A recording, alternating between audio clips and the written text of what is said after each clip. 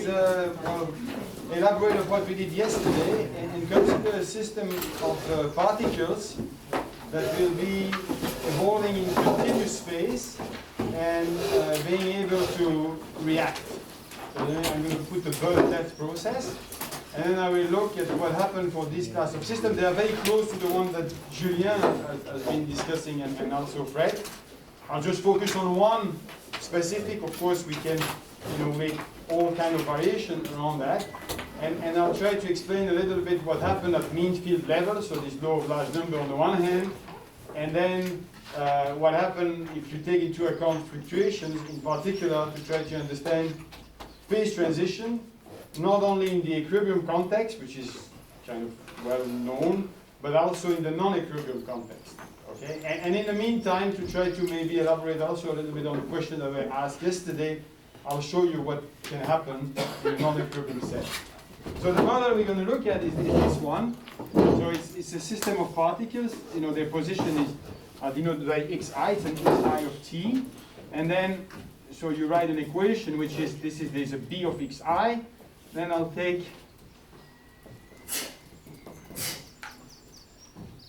a capital B of xi, xj. And then we're going to add, and I'll use the same notation. So they're going to be a noise term here like that. Okay? So, this xi, they take value in some domain, right? They belong in some domain which is like a subset, say, of RD, like the torus, imagine. We're going to look at one dimension. And I'll try to take that here, right? And so what you have here is that there is, there is a one-body interaction here. You could think about this, for example, as being minus the gradient of some potential u of xi. Right? They are moving in a potential that's like some form of external force.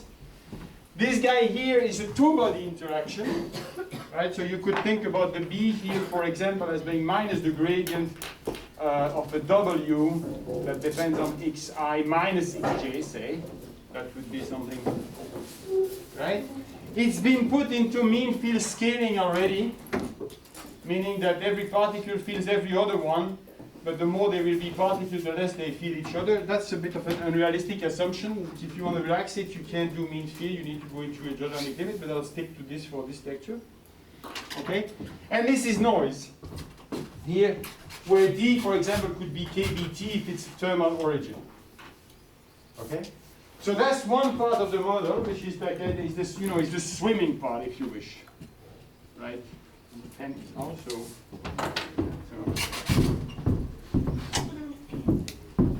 right. So that's one component, and then the one thing that I'm going to do, which is to put a twist on it, is that we'll assume that the number of particles is not conserved.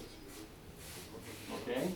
And so I'll change something here, which is that here I'm going to put an n0, which will be a reference number of particles, and it's going to be fixed, right?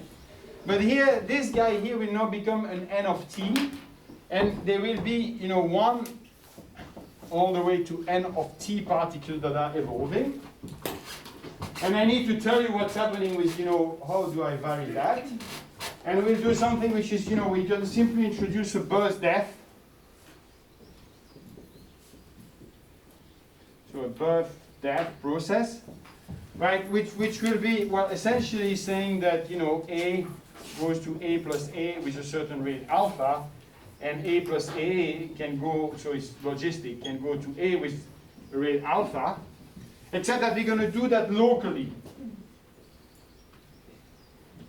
So, in essence, what will that mean is that if you have a particle, if you have xi that is here, okay, what we imagine, and it's going to be clear once I write maybe the equation. There will be a radius here, say of size delta, some fixed size, right? And then what happens is that when you count this part is just the particle split into two, right? This one is one particle with another one, becomes one, and so.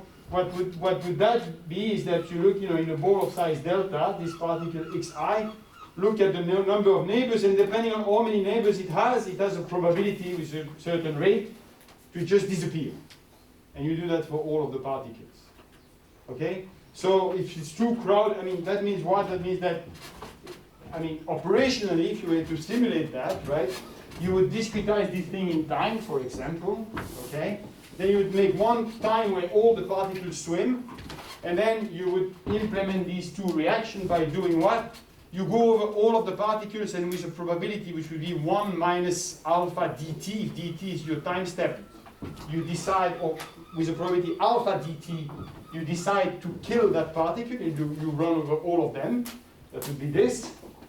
And then for this one, well, you calculate a rate from every particle that would depend on an average of the number that they have around them.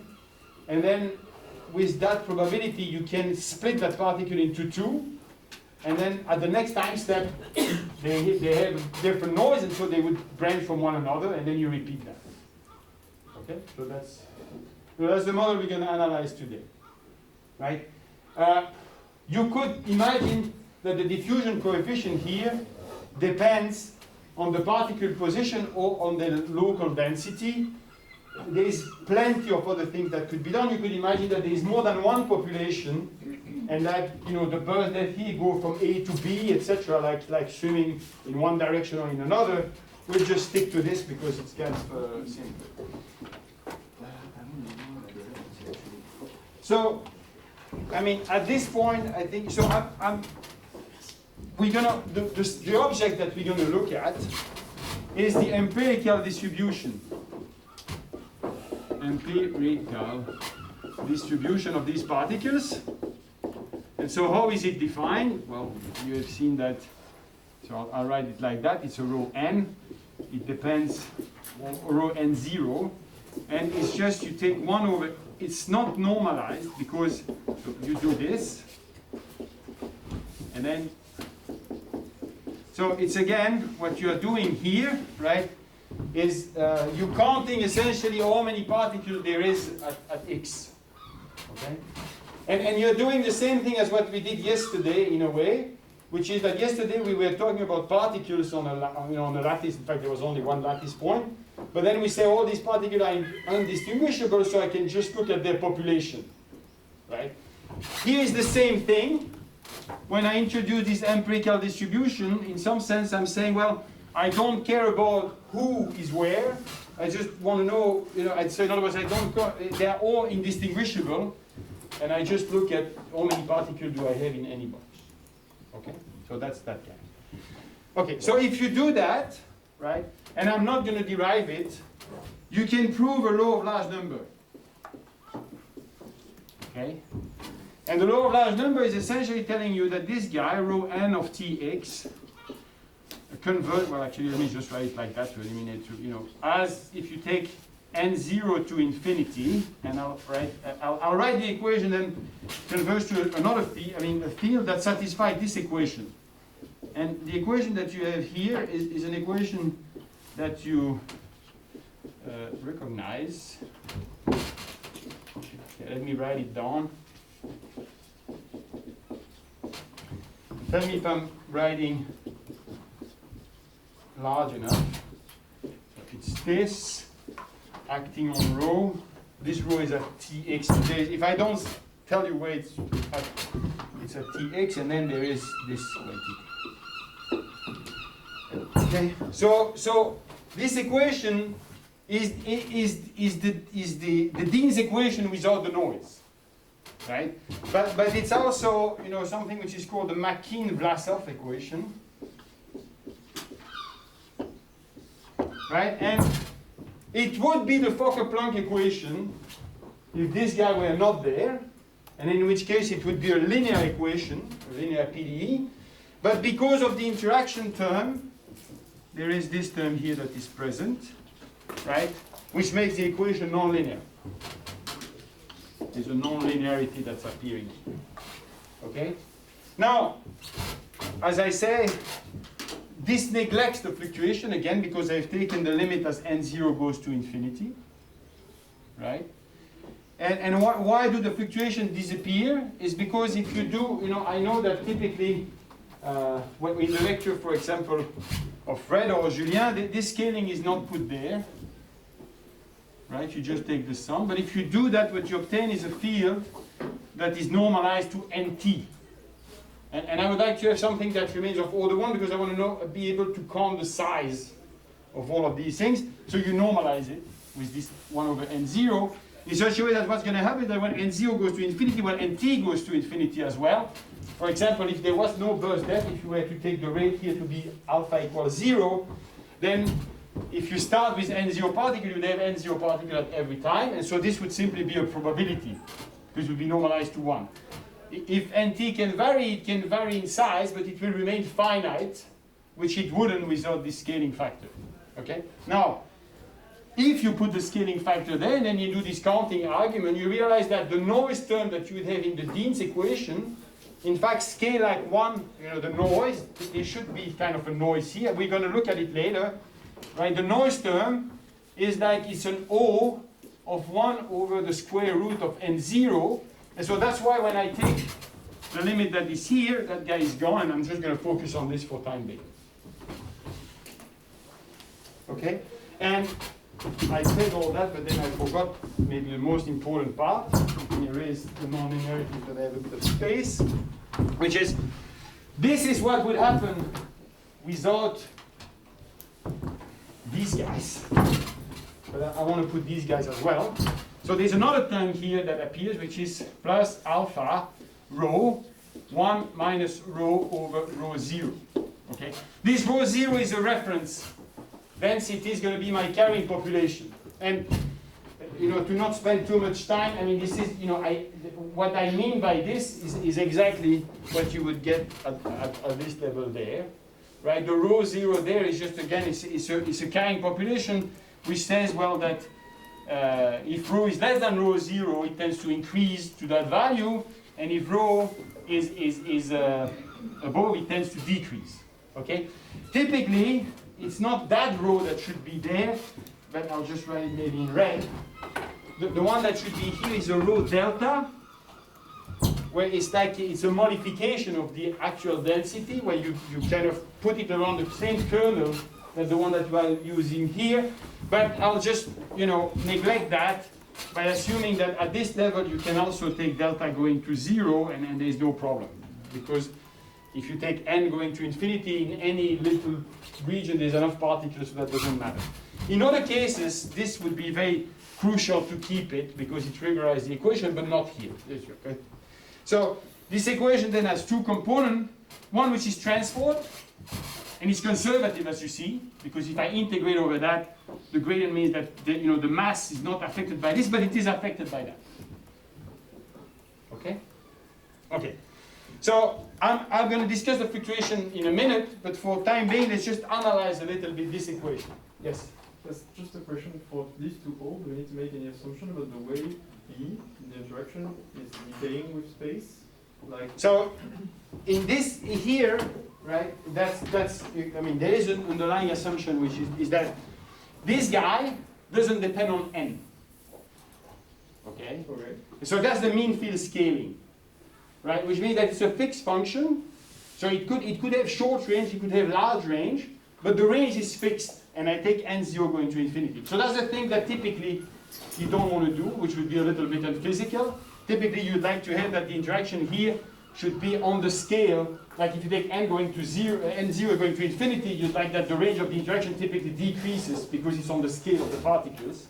If you do that, getting the mean field equation or the Makin-Vlasov equation is more complicated because you need to do hydrodynamic limit. You need to, again, in the question answer I said you need to introduce boxes and okay. Let's eliminate these problems because this equation is already rich enough for the purpose that, Okay, so now let's look at this and let's take this case. So let me just try, to take the case where I'm going to now just consider, this. So we're going to replace the B in this way. Okay? And let's first look at what happened when alpha is equal to 0. So it's the conservative system. Then in that case, what you know is that in fact this equation, so this system is a gradient system. It evolved on an energy landscape, which is, you know, an energy landscaping for all the particles with this coupling that you have there, right? And so you know that at this level, you should have a Gibbs distribution over that, you know, the energy, which would be the one involving U and the one involving W here, with a temperature which is D. So there's an equivalent statement at that level. So let me do this little calculation quickly, right? Which is that if I look at that and I look at what is the steady state, right? You see that what I need to solve is this equation, 0 equal the gradient of U plus the gradient of the integral of W of x minus y rho y dy. This is multiplied by rho, like that. Okay, plus d times the Laplacian of rho. So that's the equation for the steady state. And now you do the following little manipulation. You say, well, if there is no current, I can kind of, you know, replace that by this. Right, I integrate once if you wish. Okay. Then I realize that I can divide by rho. So I divide by rho, but then I get the gradient of rho over rho, and I realize that this guy is in fact the gradient of the log of rho. Right? And now I can, you know, integrate one more time because I have a gradient here over the log, and then there is this gradient and this gradient that are there. And so if you integrate that once more, what you obtain is that, no, there is a constant that appears, and it says that you have this, you know, the equation that you end up having is this one.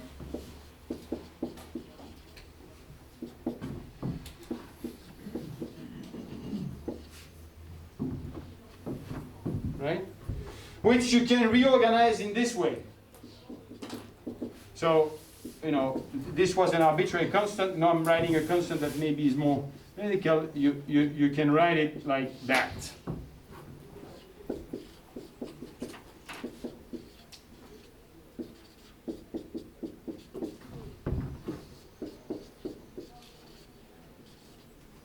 Okay. This is what you end up having. Now it's not an explicit solution. It's still an equation, right? Because if there was no interaction, well, then it would just be the standard Gibbs distribution that I have obtained. You would get, you know, that rho is e to the minus 1 over d, which is beta times u of x. But because of the interaction, there is this guy. And this guy depends on the density itself. So it's a nonlinear equation for rho. Okay? Maybe I went a little bit fast at all this, but you know, why do you have that quantity here? Why is it expressed like that? Well, it's because you see the sum that was there, I can actually express as an expectation with respect to the empirical density. And so that's how you get that equation. So there's a third thing that happened here, right, which is that since it's a nonlinear equation, you could potentially have, you know, may have more than one solution. And I'll show you that in a little example in a minute. Okay? Now, why do I know that this is the solution? Well, let's do that very briefly because, okay, so let me keep that equation but erase that one. Well, this equation actually has a structure which you have seen, you know, in the talk of Julien. Namely, I can also write this equation, so I can introduce this object, a functional of rho, which is the integral over omega of u of x rho of x dx plus 1/2 the double integral of w of x minus y rho of x rho of y dx dy plus d times the integral of the log of rho dx. You could add another integral. So there's this entropic term there. And then you can verify that if you introduce v, that is a function of x and a functional of rho, which is just the functional derivative of this E over d of rho x. You can then write down the equation below simply as being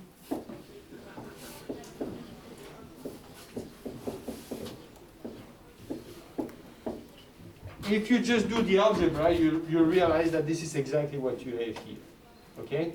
And this equation, in fact, is also, this is also a gradient flow.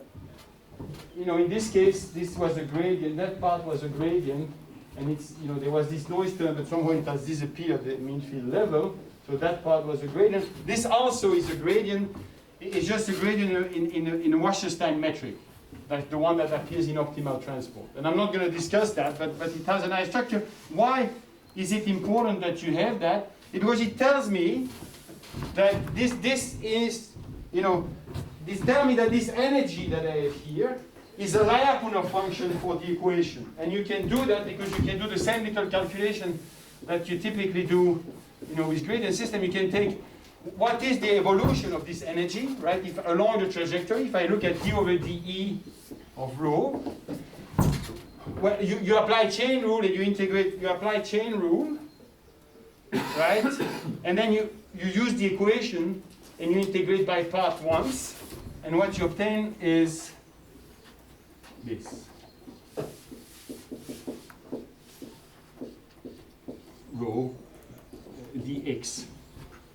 So this is not a closed equation again. Right, so or you get that?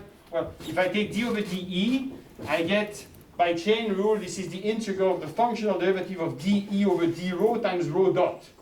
dE over d rho is v, and rho dot is gradient of rho times the gradient of v.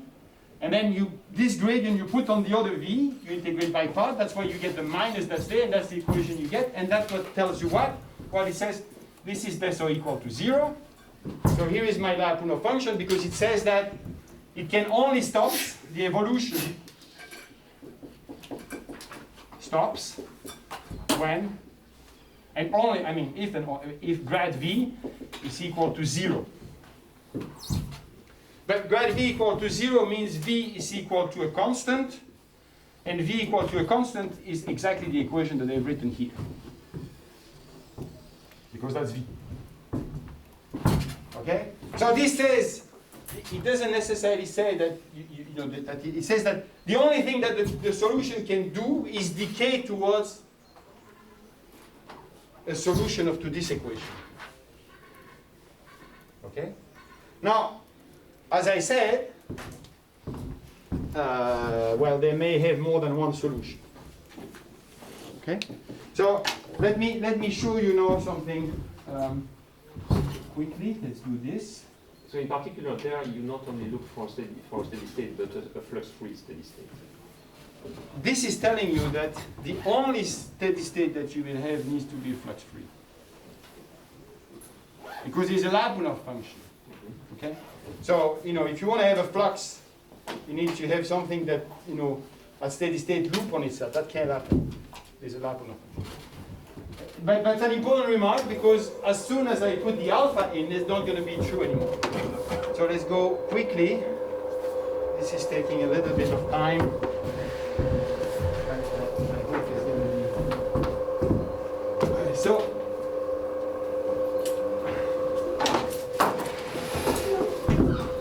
am I supposed to do something? Yes, you don't.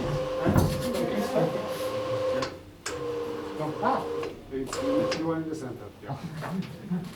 Okay. So, what we're going to see here.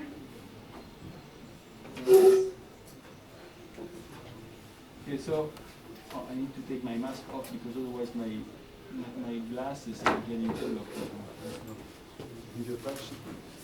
Okay, but I can do it again. Okay, so let's see. We have a mess.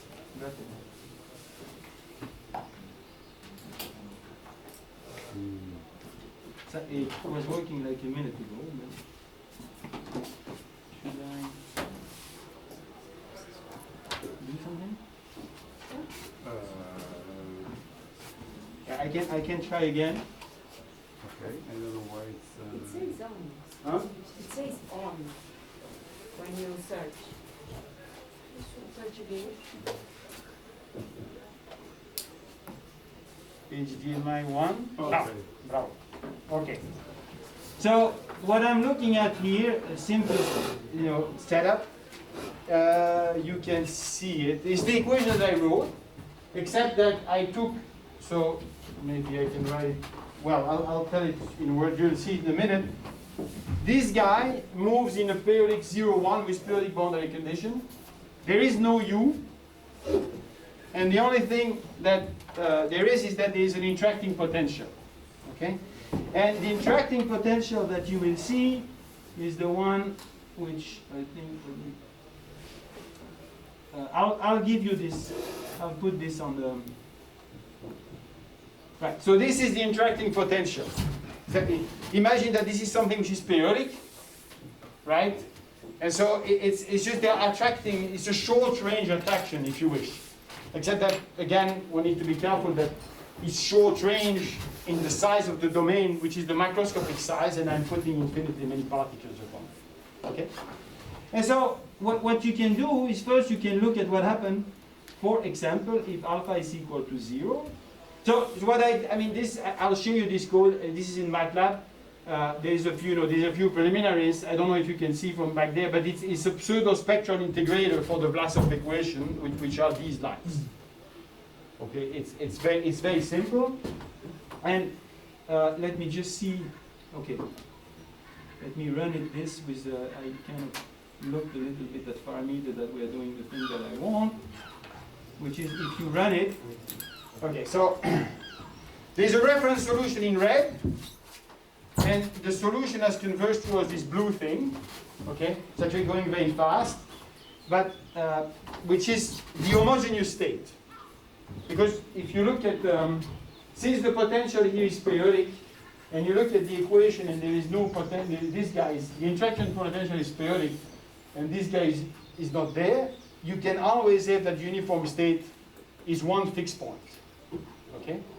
But the way I obtain this state is by taking picking one specific initial condition, and if you pick another one, which is, I'll explain what I'm doing here. So I just change the initial condition. You see that it converges towards something else. The blue curve is almost on the red one. Okay? The red one that I did here is simply the solution that I obtained. It's a guess. It's because I know that it's going to be fairly peaked. Is that I replace in the interaction potential, in this W that is multiplied by rho, I replace rho by a Dirac. Right? In which case, it's like the first iteration, if you wish, of one solution. Then the formula that I wrote behind the board here become explicit because it's no longer linear because I replace rho by Dirac, and it's a fairly good approximation. And so, what is this telling you? It's telling you that unlike what you obtain without interaction, this system has two potential equilibrium states. And they exist at for the same value of the parameter because the only thing that I did here is change the initial condition. If you start an initial condition which is reasonably flat, it goes to the homogeneous one. And if you take an initial condition where there is more variability, it goes there. Okay? So even, it's a gradient system that I explained, right? But where there are two minima of the energy, where the energy is the functional energy that is behind the board that's there. Okay? Okay. And that picture is actually simple, right? And we're going to analyze it. No, what I'd like to know, which is already what we were discussing yesterday, is, well, okay, which one of these two, since they coexist for a certain range of parameter, which one of these two is the one that is thermodynamically stable? Since this is an gradient system that evolves on energy, at this level it's very simple to understand, at least conceptually. I just need to find out which of these two states has the lowest energy. Okay? And if I want to find out how they go and the time scale to go from one to the other, I just need to find out what is the saddle point of minimal energy on this functional energy landscape that connect the two. And that's the critical nucleus, if you wish, that connects this state to that state. Right? Now, becomes interesting is that, of course, this is not the system I set myself to study at the beginning. Let's just, change a little bit the parameter. So here, you see, well, I don't know if you see because it's actually fairly small, but the alpha was equal to 0. Okay? So let's just know, and starting with something which is, let's crank up that guy, right? And right, okay. So here is what happened if I take alpha non-zero. So notice the burst depth that is on, and you run the same thing. Well, you see that something else has happened. You could then completely forget about this red curve if you wish. It's not very important anymore because it's the reference that I had from the equilibrium, if you wish. The unstable, the inhomogeneous state from the equilibrium is still there. But now you see that something has happened where you have like an organization of different bumps. And why is that happening? Well, it's happening because of the burst depth, and intuitively, right, which is that particle tend to conglomerate because they want to be together, but as they do so, when they go there, they die because they are, the carrying population might not be high enough, right? And so they keep dying here, they keep being born there, they keep swimming that way. And so you don't see it here because this is the level of the mean field description, you don't see the particle. But if you were to actually look at what the particles do, you would actually see that particles are born here, swim that way, and go here. Okay? And you can crank this thing up. I don't know, you can, for example, I don't know if this will work. It's a bit like this one working. You can, I think, well, okay, so this has become bigger. I've changed just the rate. If you change the parameter, you can get patterns here that becomes more of them, less of them. And in fact, you don't know a priori, but it could very well be that this is just a state that I have obtained among several other that are also linearly stable, meaning, they would go to there. The difference here is that I no longer have a Lyapunov function because it's no longer the v that I used. I cannot do this argument because there is the burst depth in the equation. Okay, and I can show that to you. But by simply doing the following thing, I can change things a little bit. So I'm going to take the particle now will swim fast. This was a case where the burst depth was actually fast compared to their swimming rate. Now I'm going to go into something which maybe biologically would be more relevant, is that they swim fast compared to the time scale over which they are born and they die. So let's just take this, right? And now you're going to see, hopefully. Okay, so that's what the solution does if you take another set of parameters.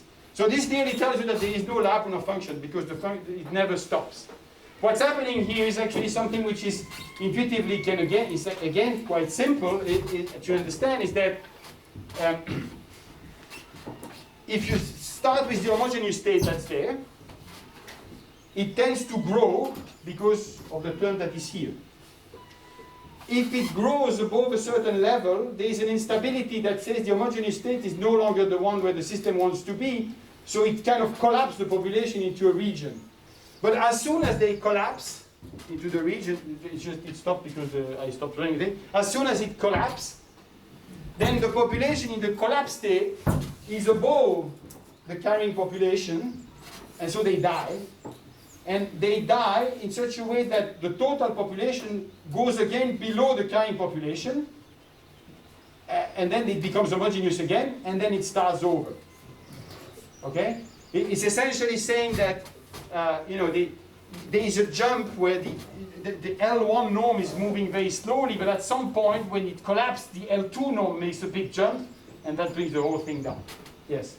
What breaks the translation symmetry in these innovations? So if I were to start with a completely flat state, it would remain flat forever. So you have an initial condition. So I have an initial condition where there is a little bit of a wiggle, and that one is never forgotten. In fact, that's the influence of the fluctuation, if you wish. Okay? And so, analyzing these systems, even the one as simple as the one that I have here, which is 1D on the line with no potential and just the injection potential that I gave you in these rules, you can see it can become very quickly very tricky. Because, in fact, there's not so many tools that you have that guarantee that you have found all of the solution. In the gradient case you have, because you have the energy. But here's really a dynamical system. What it was doing for a while here was just, something that looked like a limit cycle, but in fact there is no guarantee that it's a limit cycle. It could be a chaotic motion, for all we know, right? So that requires some form of analysis. Okay. So now what I want to do for the rest of the class is go back to trying to understand the influence of the fluctuations. Okay? The reason why I wanted to show you this is because it's to show that even the concept of phase transition in this system can become a little bit more complicated because the phases that you're observing could be objects that are quite dynamical, that make things complicated, right? But what I'm going to focus, even though that's not necessary for time for the rest, into a situation where I would imagine that I cannot tell you exactly for which parameter, even in this simple root arrays, but let's imagine that we're in a situation in which the mean field equation has only fixed points, so there is not this, it stops at some point, it's just that there is more than one. Okay?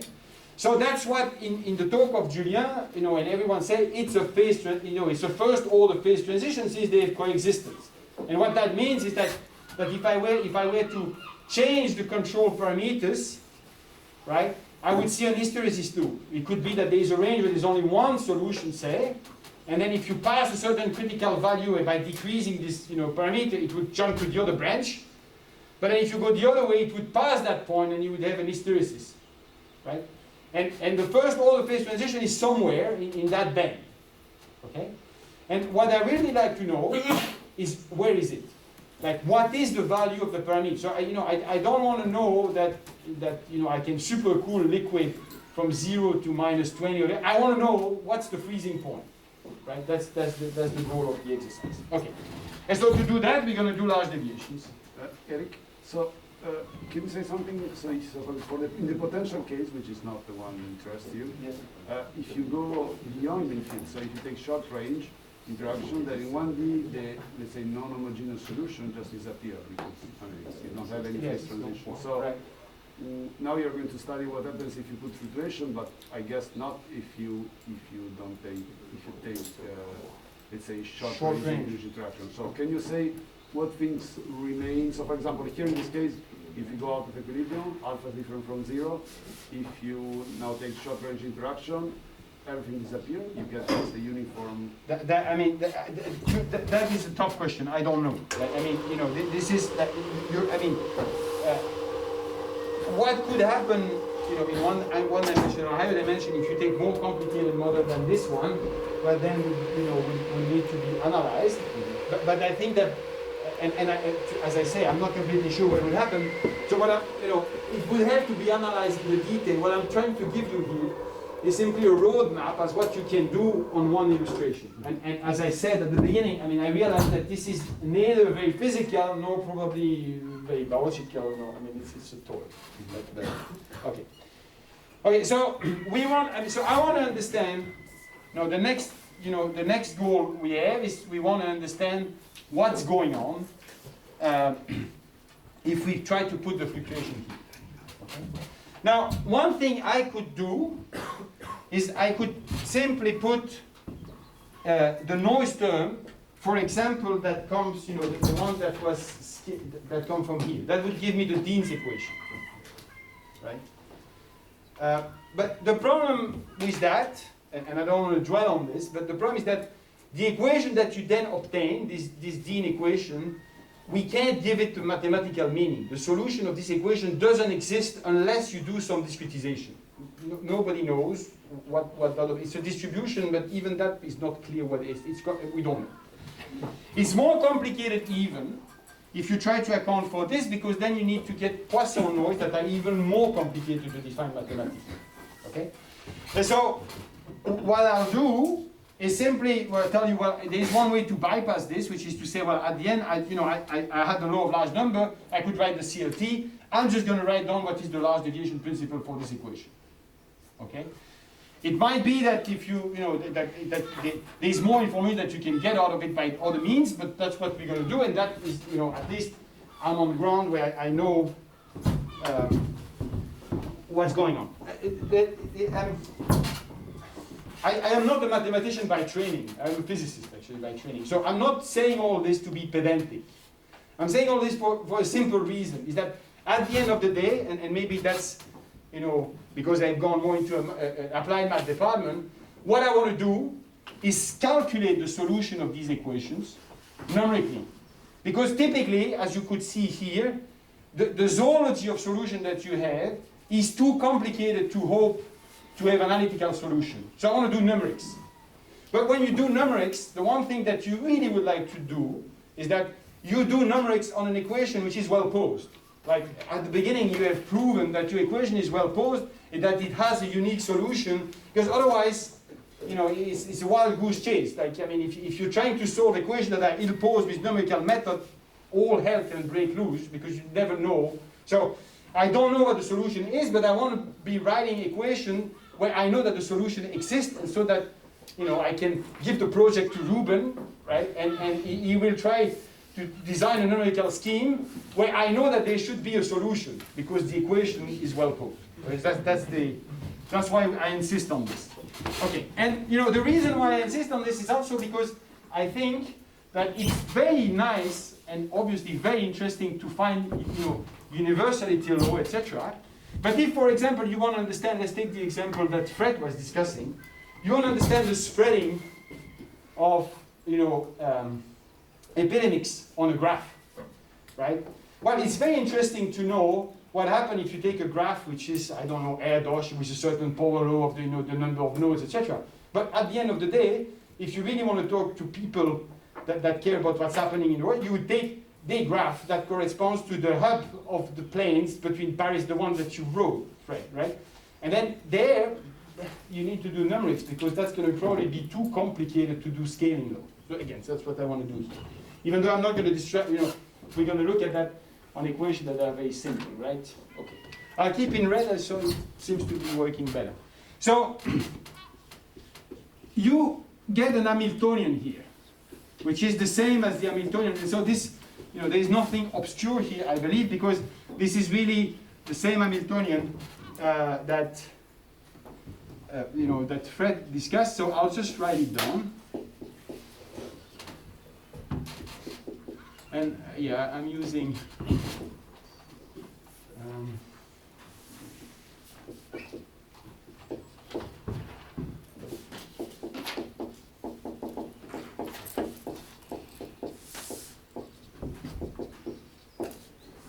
so this is the term that comes from here, okay? And then I'm going to show you what there are terms that now come from, you know, not only this term, but the corresponding noise that you have that's associated with it. And that one is actually quite simple. It's just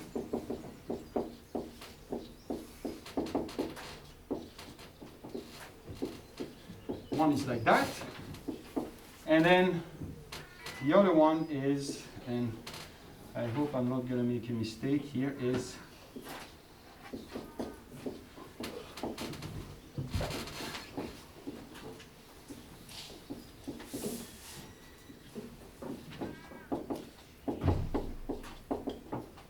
so this is the Hamiltonian that's associated with this equation. In other words, if you write down the Hamilton's equation associated with that, right? So if you write down, I'll write them here. Just if you write down dt rho is equal to dh d theta, and dt theta is equal to minus dh d rho, that, right? Well, if you were to take these equations, you forget about this one because you will always have theta equals 0 for that one. You forget about this, and you just look at this one at theta equals 0, that's just the equation that is here. This is the mean field equation. Okay? But again, this mean field equation just gives you one specific behavior, and if I want to understand how the system under fluctuation can do behavior that go away from mean field, like for example going from one metastable state to another, I would need to solve this equation with other boundary conditions, right? In particular, right? I will need to solve them. You know, I'm gonna put myself in the situation where we're gonna imagine that there is, you know, row 1 of x, and maybe one of them is, but there is two stable state. So it's two fixed points, stable fixed points of the law of large number equation, the mean field equation, if you wish. Okay? And then I will need to solve this equation here using these as boundary conditioning rule. I want that the field starts at this one and ends at that one. Same calculation that Fred did, right? Except I want to do it with the fields. So that's the complexity, because then, you know, it needs to be done. Okay, so I might need that, but I'll erase it and you know, maybe rewrite it. So, in other words, I mean, it's the same formalism as before, and in fact, it's the same.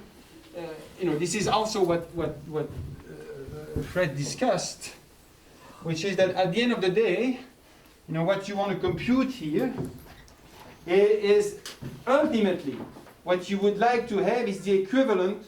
So I wrote, you know, in the equilibrium case, there was this energy of rho. Let me rewrite it because it will play a role in a minute. And this was just simply, so in the gradient case, I could, you know, focus on that one. It was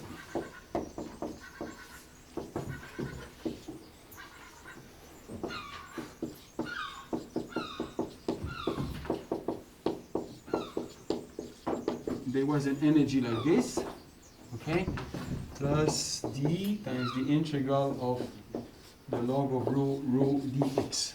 Right? This was in the case, so this was the energy that I wrote before, okay. Sorry. I'm saying, I mean, this is not the energy. This is just the Hamiltonian in that case. Sorry. I wrote something which is not correct. I want to have just the energy, which is this.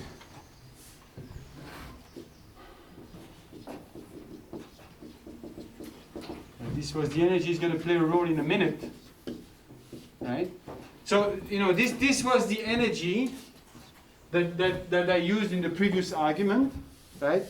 And I know that if these fixed points were minimizer, local minimizer of this energy, right, then, you know, what I should get that when, through this formalism, I should essentially show that the solution of this equation, in fact, go by a minimum energy path on that energy through a saddle point, and that the value of the action that I get here is the same as the energy barrier. I went past this, so let me explain that again. You remember that we wanted to solve this equation yesterday, which gives, okay. This was the time-independent Hamilton-Jacobi equation that I wrote yesterday, except that now everything has become, so X has become a field, and the quasi-potential is now a functional of this field. Okay? A here would be, if I solve that, A, it would be, you know, the quasi-potential.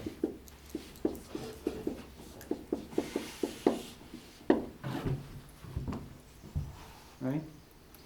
Now, you can see, so in general, I don't know, in general we need to do numerics. In fact, we even need to do numerics for that case, but there is one case which is that if alpha is equal to 0 and b, right, and this guy here, if we, you know, look at this situation, where this guy is, in fact, I'm messing up a bit the notation, because this is what I call double, and this was, you know, if we are now in this situation, which corresponds to that, right? You can see that the quasi-potential is the energy, if alpha is equal to 0. So if you take alpha is equal to 0, meaning if you forget about the term that are here, right? You can show that the Hamiltonian that you have written here, the h of rho and theta, can be written like this.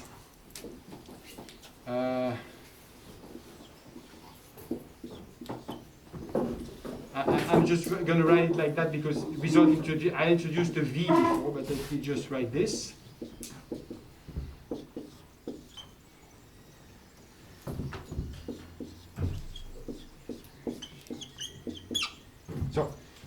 if you take, it's a little algebraic manipulation that I'm not gonna, that I trust you'll be able to, is so if you take this energy and you expand what is written here, you will see that this block here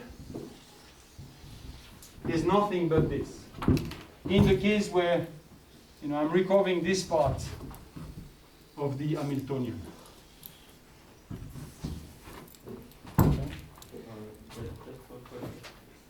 In the Hamiltonian on the in second line, why is there Laplacian theta?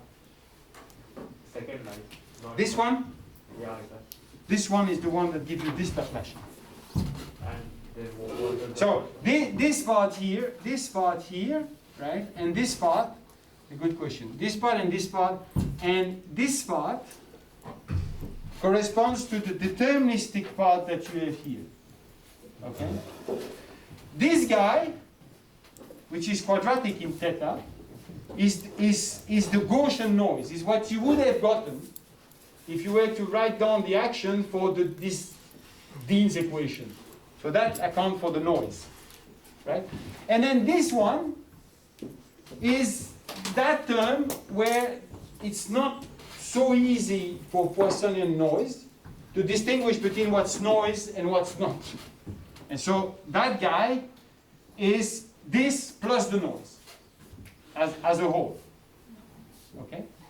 And again, I mean, if you were to look at this equation here, but you evaluate the right-hand side at theta equals 0, you will get precisely this, right? Because the quadratic term here would not play a role, because when I take derivative with respect to theta, I would still get a theta, so if I let theta going to 0, only this term would matter. And this one, if you take a derivative with respect to theta, and then you take theta going to 0, you just get alpha rho minus alpha rho square rho 0, which is the one that term. Okay?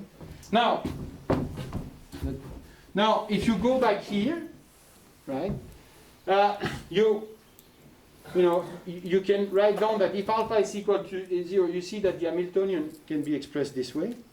And you immediately see that there is two solutions. One which is the trivial one, you can always take theta is equal to 0. Right?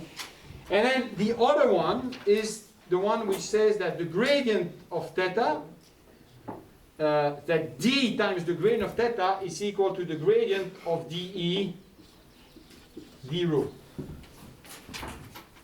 And, well, okay, so that means that d times theta, they are constant, but I don't care because in this case only the gradient of theta appears, right, if alpha is equal to 0. So this says that d times theta is equal to dE over d rho. But then you remember that what is theta? Well, theta is in the Hamilton-Jacobi equation is dA over d rho. So this is also equal to d times dA over d rho. Okay, and okay, so I'm going to go up because otherwise that means what? That means that E is dA plus perhaps a constant, right? And so this means that the action is E divided by d, or is beta E, which is exactly what you want in that case. Right? It says that the quasi-potential is the potential. Right? Okay. Now, the unfortunate, so this tells you one thing. It says, well, it says exactly what you want to have in a way. It says, if I was in an equilibrium situation, there is an energy landscape, and if I want to know which phase is the most stable, I just need to know who is the lowest on the energy of the two states. If I want to know what is the critical nucleus, it's a little bit more complicated because I need to find an orbit that goes between these two states. Okay? That you can also do because, and I'm going to erase that equation now. You can write down a variational formulation for, which is completely equivalent, which is that if you want to solve the problem h rho theta is equal to 0, right? The variation of the action, in fact, is given by this. It's the minimum over all t and then it's the minimum of all rho, which are such that rho at time 0 is equal to rho 1, and rho at time t is equal to rho 2, okay, of the integral from 0 to t, the integral over omega of dt rho times theta, right? So, well, dt, let me write in completely, sx, theta of sx, dx, ds, and you need to do this minimization at h of rho theta equals 0. So you need to find an orbit of 0 energy that minimizes this, and that guy give you essentially a. So it's let me write it like that. Is the value of the quasi-potential to go from 1 to 2, and then you can do another calculation, which is if you want to look at the one that go from 2 to 1, where you just flip, you put row 2 here and row 1 there. Okay? So you need to try, these are orbits that you're trying to find in this Hamiltonian space, right? And these orbits need to go from one of the stable fixed point of the mean field equation to the other one, right? And then, you can, along that, there's a value of the action that you can find out, okay? And this action is also the value of the quasi-potential. So if you want to write that yet another way, this says that if you want to look at what is the time it takes to go from 1 to 2, right? Well, that guy scales like E to whatever is the large parameter. In this case, let you know that N0. So it's N0 times A12.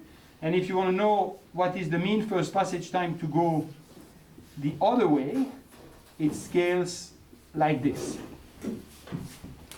And whichever is the bigger one tells you what is the stable phase. Okay? And if you do, if you solve this problem here, right? You find an orbit, and along this orbit there is a point where the action that you integrate is maximum, and that's the critical nucleus. Okay? Right. So why am I telling you this? Is again, with a view upon doing numerics, which is that this trick here is only valid if alpha is equal to 0, right? And here the numerics, if you were to try to think about how to try to do that numerically or analytically, if it's possible, is that you would need to identify the stable equilibrium point of your mean field equation, and then you just have to measure what is their energy. Okay, and that gives you the phase transition diagram in a way, because you know that under under fluctuations, whichever has the lowest energy would be the phase that you observe. Okay, if you want to do a little bit more than that, you could try to solve the problem that is there. You try to find what's the path by which one phase goes into the other, and along this path there will be a critical nucleus, which is a saddle point actually on the energy in that case. Okay. Now, clearly, the problem that we have in general, if I want to understand that for in the non-equilibrium case, right, is that I need to find a strategy to kind of do something which is similar. And of course, it would be completely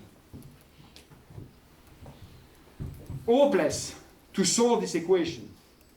This is not even a PDE. PDE are already hard. This is a functional equation, right? So trying to find A, which would be the equivalent of this E in the non-equilibrium context, would be like trying to find a functional of the field rho that would give you the equivalent of the energy for any field. That's hopeless. But what saves us is that this is an Hamilton-Jacobi equation, and so it can be solved by the method of characteristics. That means that I can try to find solution at specific point. I don't need to solve it globally. I can say what is the solution here, what is the solution there, etc. And in particular, I can turn that into essentially like this. It may not be completely apparent, but this minimization problem here is equivalent to solving these equations, because these are the Euler-Lagrange equations for this problem. Okay? So what one can do, if we know what are rho 1 and rho 2, is just try to find connecting orbits, right, by solving the equations that are there. Okay? Why is that challenging? Well, it's challenging. Why is that better than this? First, the good news first, then the bad news. The good news is that, well, this is then just, it's not trying to find a functional, it's just trying to find a collection of fields that is indexed by time.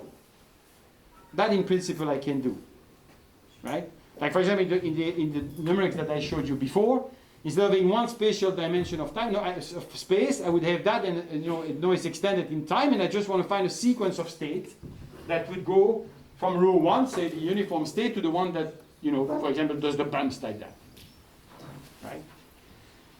Okay, so that's the good news. The bad news is that, well, if you remember your class of mechanics, typically you're not solving equation like this as a boundary value problem. You solve them as an initial value problem. What is the problem that is easy to solve typically is, well, I give you, so this is the equivalent of a position and a momentum. So I would give you what is the position at initial time, what is the momentum at initial time, and then you would, try to integrate these equations forward in time. Here you can't do that for two reasons. One is that this is not the problem you're interested in, because you want to have something which has an initial condition in a final condition. Okay, it's a boundary value problem.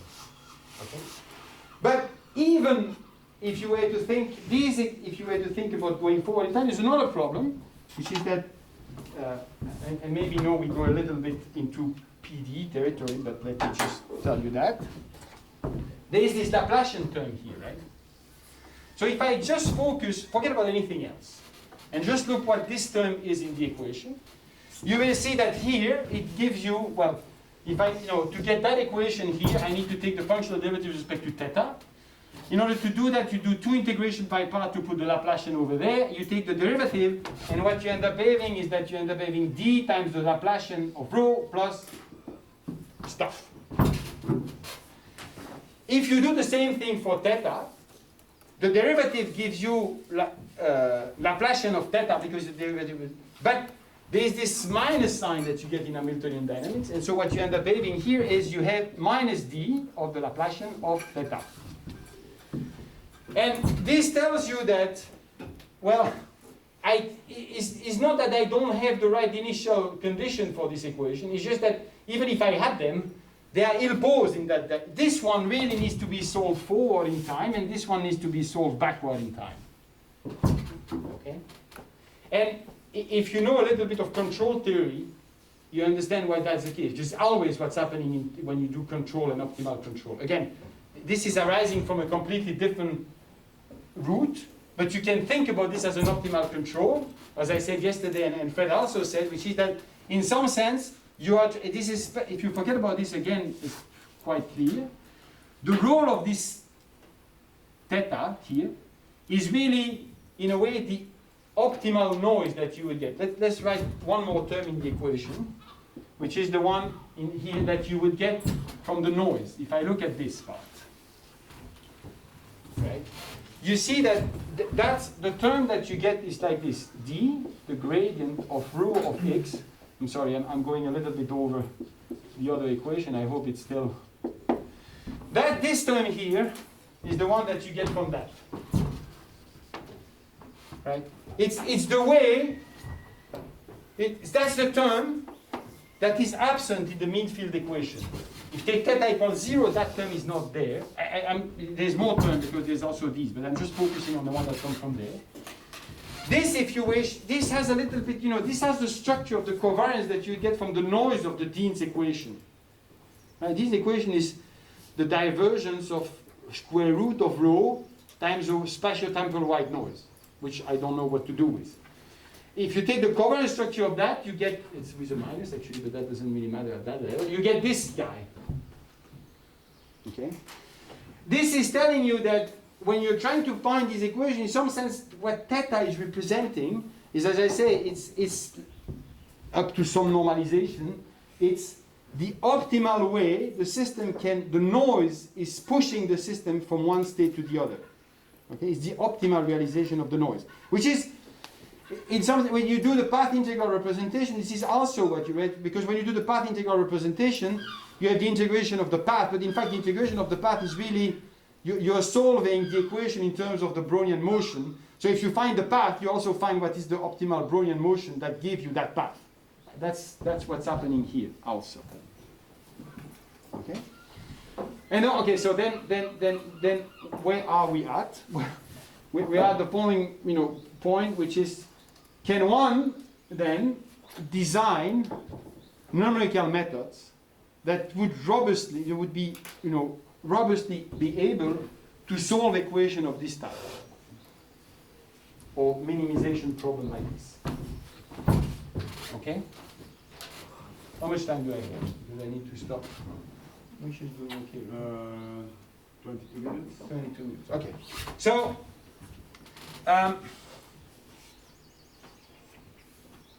okay. So, this problem of designing numerical methods for this type of problem is something over which, with collaborator, we have been working for the last decade. So there are a certain number of tools that are available.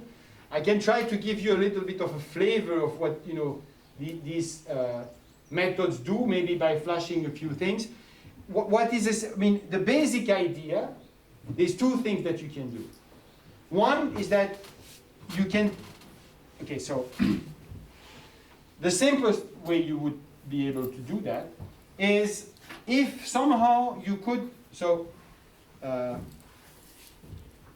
underlying this, you don't see it because it's knowing the constraint. There is a min-max where you need to take the max over the momentum, this theta. If you can do that explicitly, then there is a possibility that you write an action which is not just an action for the field that is here. Sometimes it's written that way.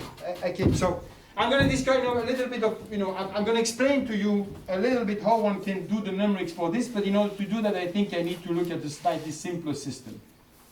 Okay, and bear with me. I know that, maybe this is not something that you're especially interested in. I'll just do 5 minutes of that and maybe flash for you a few pictures that will show. But the basic idea is this, which is that, okay, so there are two routes that you can do. And unfortunately for this system, the second one, which is more complicated, is in essence the only one that is available. So let me try to explain this, right? So let's take a simpler system, which is to just look at an SDE. There's only one guy, and I put a little bit of noise on top of it. Okay? In this case, you can write down the action. So if I write down the Hamiltonian here, right, the Hamiltonian in this case is simply B of x times theta plus 1/2 theta squared. That's what you would get if you do that. If you let, in this case, if you let epsilon goes to 0 and you do large deviation, this is really, it's another way to arrive at this equation, which is another regime, which is the what's called the Wenzel Fedin-Wenzel regime, which is small noise. Right?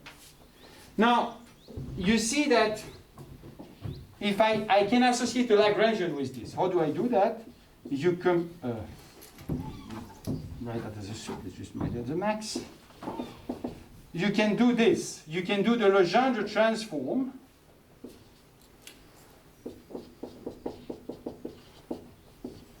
And if you do that, that defines what is called the Lagrangian, standard classical mechanics.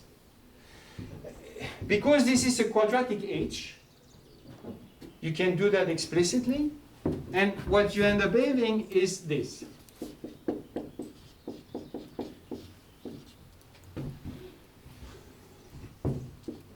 I think there's a 1/2 there, but I couldn't. Okay, so if you do this Legendre transform, you get this Lagrangian. And so at this level, you know, the minimization that is there is that you want to do a minimization which is of this type. You want to minimize over all possible time t, then minimize over all x of t, which are such that x of 0 is, say, equal to x1, and x of t is equal to x2, where this guy would be stable fixed points of x dot equals b of x, you know, just the deterministic equation, the mean field, and you want to do that. The 1/2 is not very, okay? And of course, you recognize this factor, right? This Lagrangian here, or the integral of this Lagrangian, is nothing but, you know, if you were to divide it by epsilon, is nothing but what you would have obtained in the path integral, right? The path integral here, you know, you would write something which is, you know, if you are into path integrals, you would have written this. Well, let me just write it like that. Right? Okay, if it's up to capital T, you would have written this. Right? Let's write it with a capital T too, because I'm using the lower to not it like that. Right? So, of course, what I'm obtaining here, again, to make the connection, is nothing but the saddle point of doing this path integral. Right? And okay. So now you have this. You need to do this minimization. So one way to do that at this level is simply to say, well, here is x1, here is x2. Okay? Then I can connect x1 by x2 by some, you know, by an x of t. Okay? And then I can introduce into it an artificial time tau. And then what I can do is I can simply write down an artificial dynamics, which is this one. d over dx, I'm going to evolve this path, is equal to d over dx of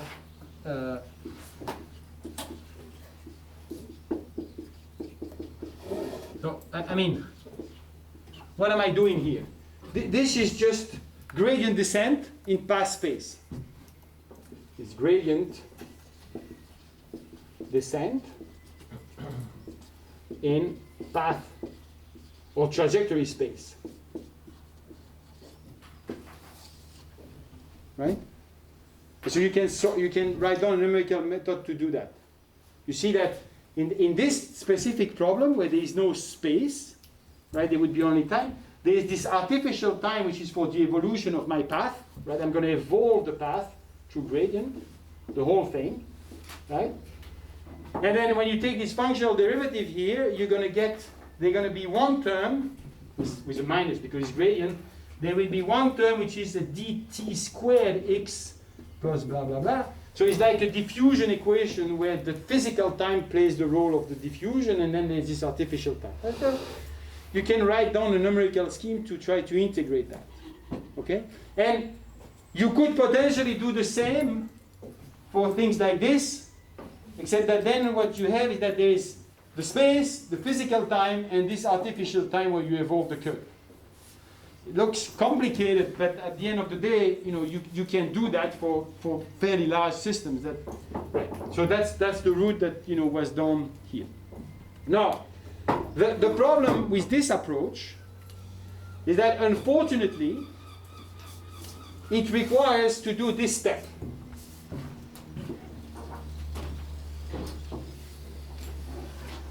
And that's not easy.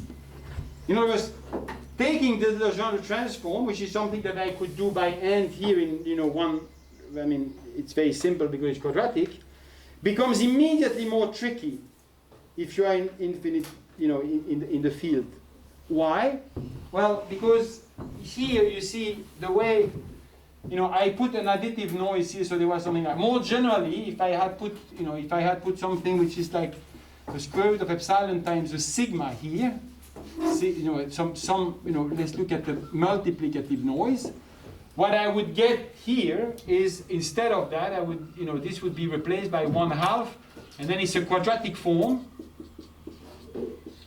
where A, this is the matrix that you obtain if you take sigma of x times its transpose. It's the diffusion matrix. And so what would then happen at this level if you try to do the Legendre transform is that what you would get here is no longer this guy, but it would be a quadratic form that involved the inverse of this matrix. Right? Okay. Well, that quickly becomes complicated to do in high dimension because, well, here you see what is the equivalent of this sigma of x, right, or the A, is the operator that I had written there. You know, is the one that comes from here, right? That's the one, right? So the operator that you need to invert in that case, the equivalent of A, is this: is the gradient, is the divergence of the gradient that is acting on something, on theta. So I need to invert that. It's doable, but it starts to be annoying to try to do that at every step. Okay? And it's more complicated than that because if I want to, this is not what I need to invert because this is, right, so this is, this is only if I had the quadratic part. But unfortunately, in problem like this, you see that there's a mixing between something which is quadratic here, but then there's this exponential part. Right? In other words, if you want to do given rho, find what's theta, to try to find what is the action, you can do it, but you would have to do it numerically. Okay? And now there is another problem that arises with that, which is that if you go that route, and now we go into maybe the gory detail of numerics, is that you tie yourself into using explicit schemes to solve these equations. Because what you end up having is that you end up having the value of what's on the right hand side here at the previous artificial time tau that you want to evolve. Right? And so that means that you're solving this equation with essentially an explicit method. And if you have done a little bit of numerics, you know that that's something you really shouldn't be doing because the CFL condition will kill you. If you take a discretization, a fine discretization for time here, you will need to use a discretization for tau, which is scaling like the square of that one. If you use a delta t here, your delta tau will need to scale like delta t squared. That's very bad news. Okay? And it's actually worse than that, because if you write down this equation here, this is not the only diffusive term that you have in the equation. There's another one that comes. And that's the one that comes from this guy. When you solve the equation, you realize that when there is space, like if you're in a field, there's another term in the equation that involves the Laplacian square. So there is a Laplacian, which is this dt in physical time. Then there's a Laplacian square in physical space. And if you want to solve this equation with an explicit scheme, then not only you need to have that delta tau would have to be like delta t squared, but it would have to be like delta x to the 4. That's a very bad news. Okay? And now, if you think about models that are conservative, like model B, right, then you have more derivatives that come, and you can convince yourself that if you had to try to do that, for example, for a Cahn-Hilliard equation, you'd get 8 spatial derivatives here. That's delta tau is like delta x to the 8. You're right. That really is a bad. That means your scheme doesn't move. Okay. So in order to go away from that, one way is actually to look at these equations directly and try to solve them using clever methods at that level. So try to do this advancement in path space, but by looking at path in theta and rho at the same time. Okay, and that's what Ruben is developing now, and it seems to be working at least on simple case. It is unfortunately, and that's a fact of life with PDE, is that it's very, very difficult to get one method that works in all cases. It's really a case-by-case struggle to make numerical method. This is not only true for this, it's true for any PDE. Even if I were to look at the mean field equation, you have this problem that each time you need to think a little bit on how to break this CFL condition and manage to do something which is efficient and accurate. Okay, so that's what what Ruben is doing. I mean, I think I'm pretty much out of time now, right? Like I have. No, you have 8 minutes. I mean, I can show you some path. I'm not completely sure. Can I?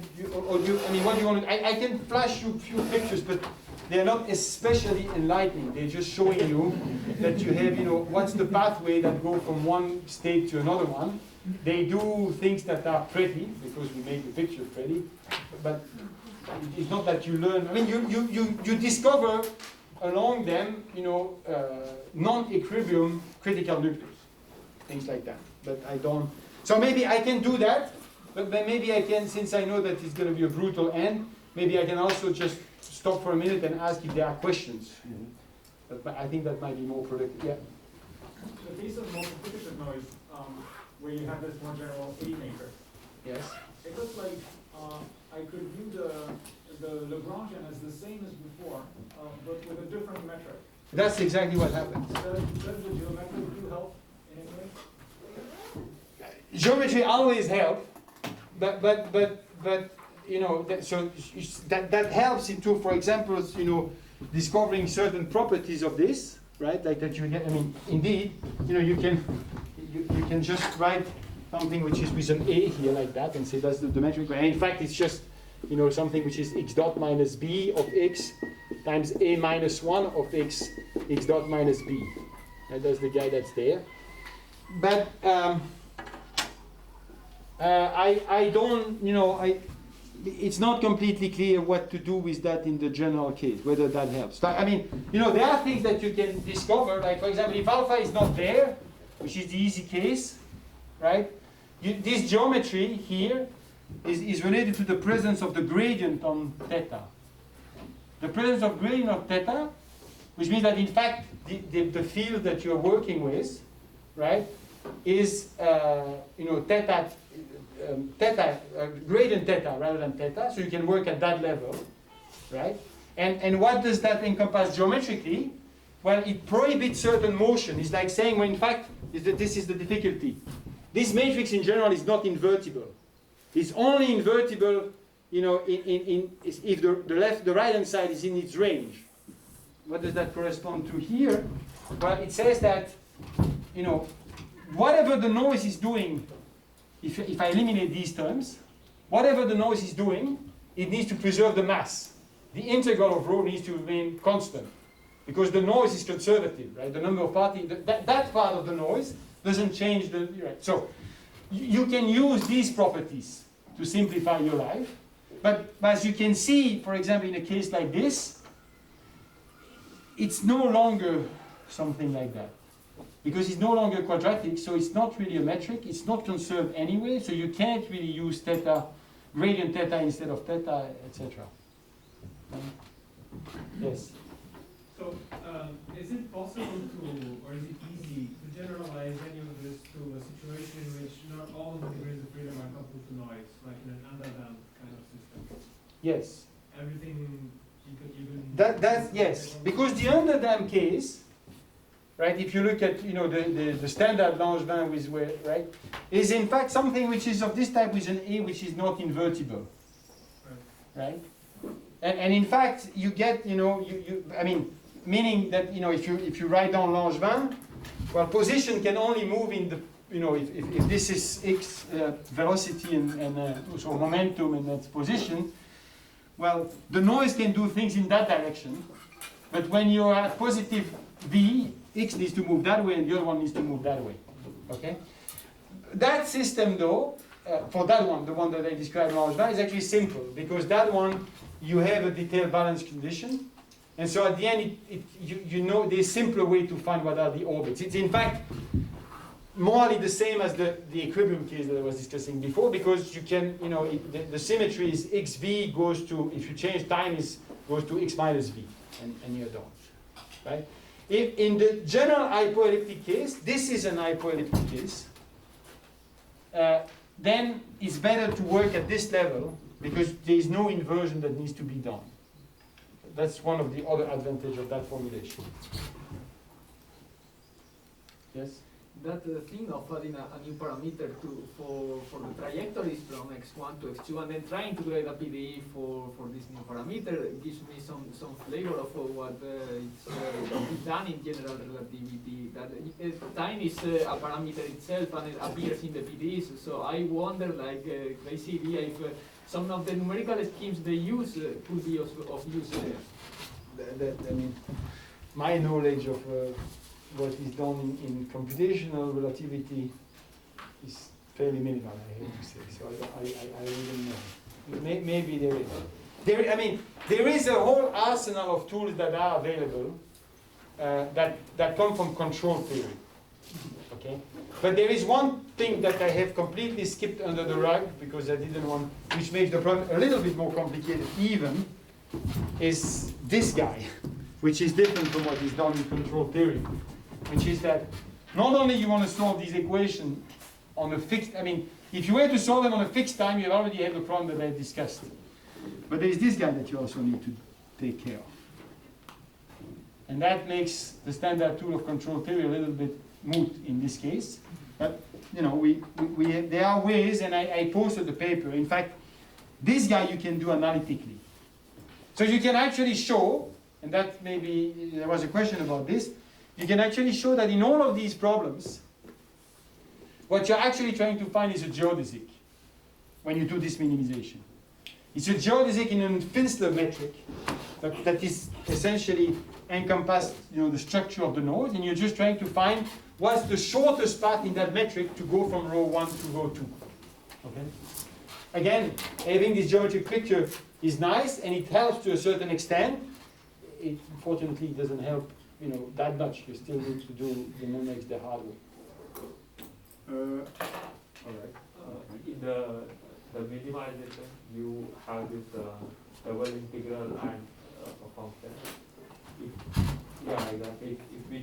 Is it possible if we take some other function there and still do the minimization problem? I'm not sure I understood the Is it suggestion. possible to replace that the minimization function with some other function? For example, this minimizes the mean of current, Mm-hmm. but if you want to take, for example, variance of current,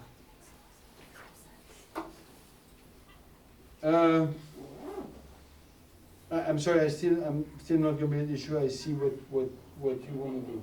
can you replace this minimization function with another function and still do the minimization procedure?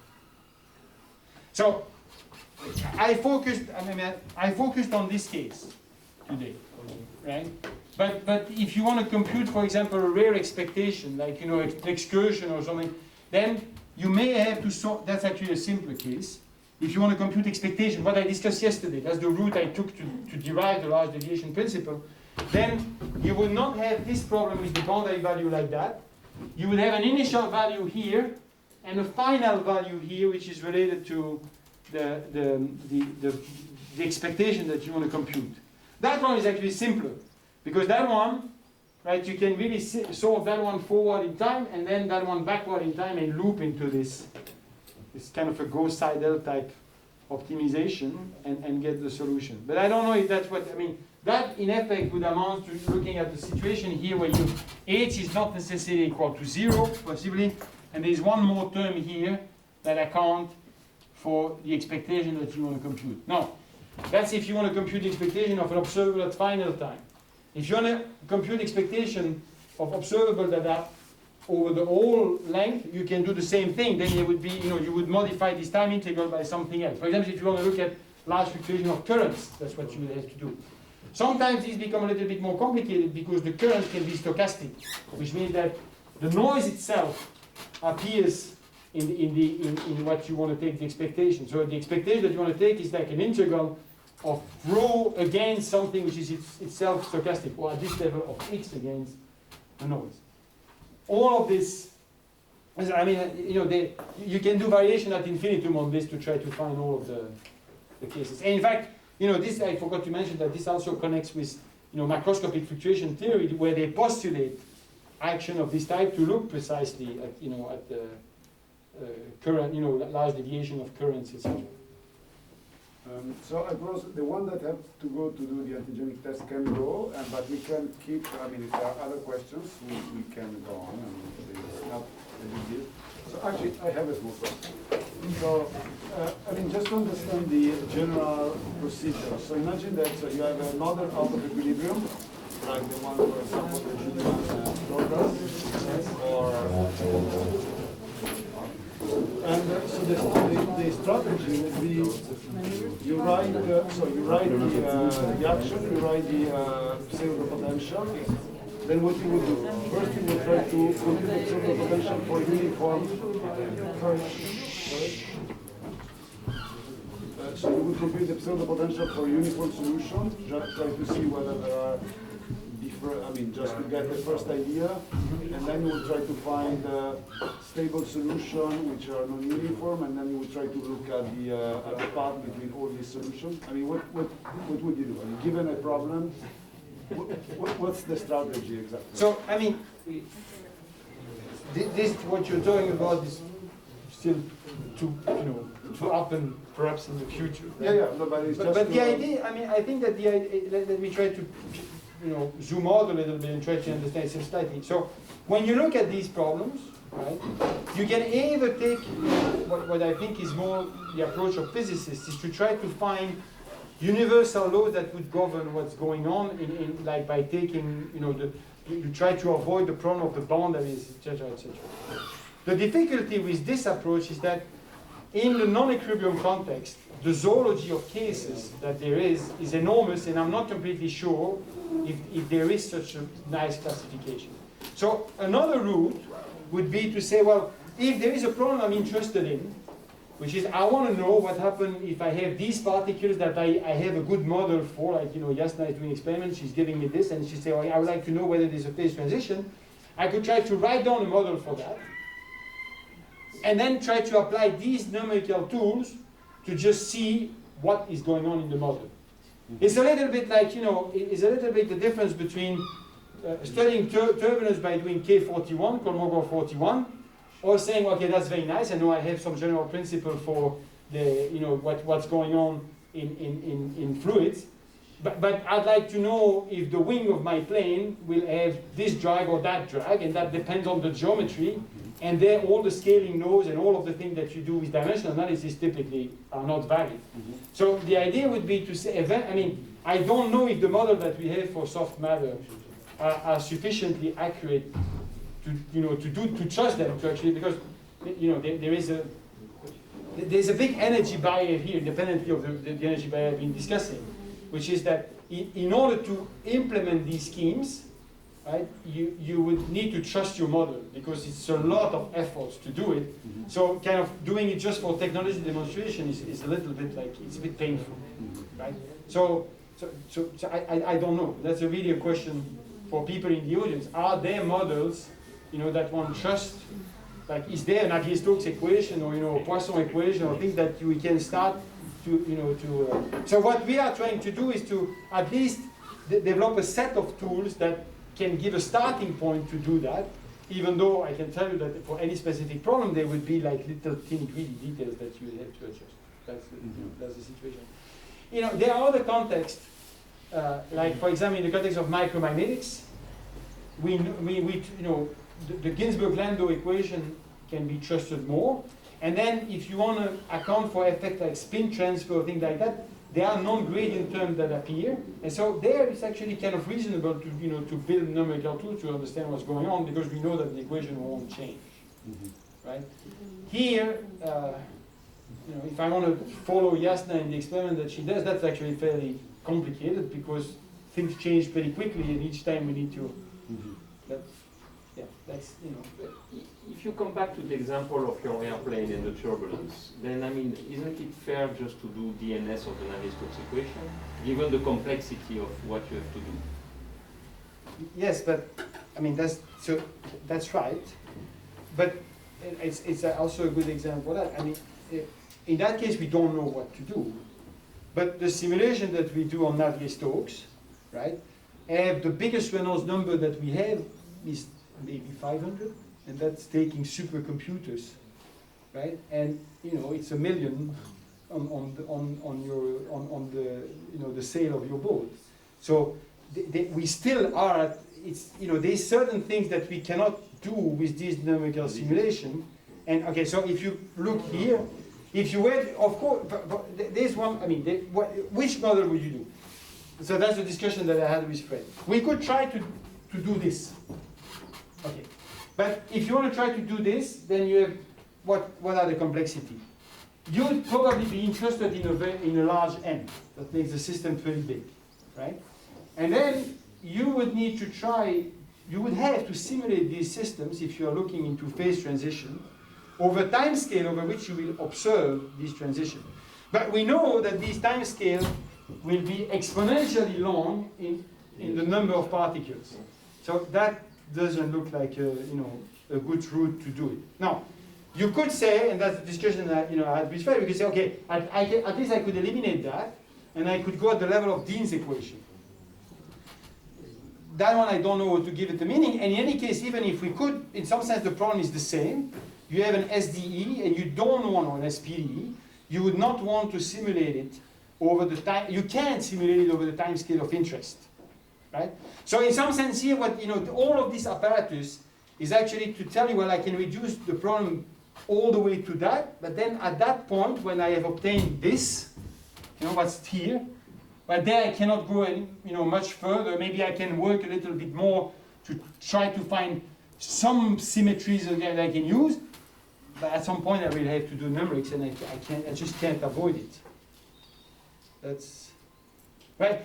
I understand that this is, it's in a way it's a bit of an unsatisfactory answer for physicists. No, but what I realize is that in physics, what happens usually is that actually, despite what you said about the large system size and the large times, actually, today the interesting phenomenology are found by simulating at that level first.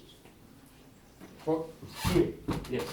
Okay. That's what happened. If you look at MIPS, it was observed in simulations of particles models or quorum sensing models or. Okay. Well, that's then you a fair may point. say there are just finite size effect, and there is a risk for that. That's for sure. And the bubbly phase Julian was referring to is typically one where the size of the system would be very large, or the Voronoi example that he was giving, that during 25 years we thought it was second order. It's because people didn't take large enough boxes, etc. But the fact that there is something interesting to study usually starts at that level. Yeah, but you know that better than me. But as far as I know, this simulation, you can, for example, do this hysteresis loop that I've been discussing, or you can discover what happens if you pass the spinodal, etc. But if you're in the binodal, and what you're asking is, what is the nucleation evidence? Yes. And you want to look at the first order phase transition. I think at least I don't know of any simulation that can do that. You always need to push your thing at the edge where it's almost you're essentially the spinodal. Maybe they are, but I don't know. No, because this is really true. This is perfectly true. Other questions? All right, so if not, thank you.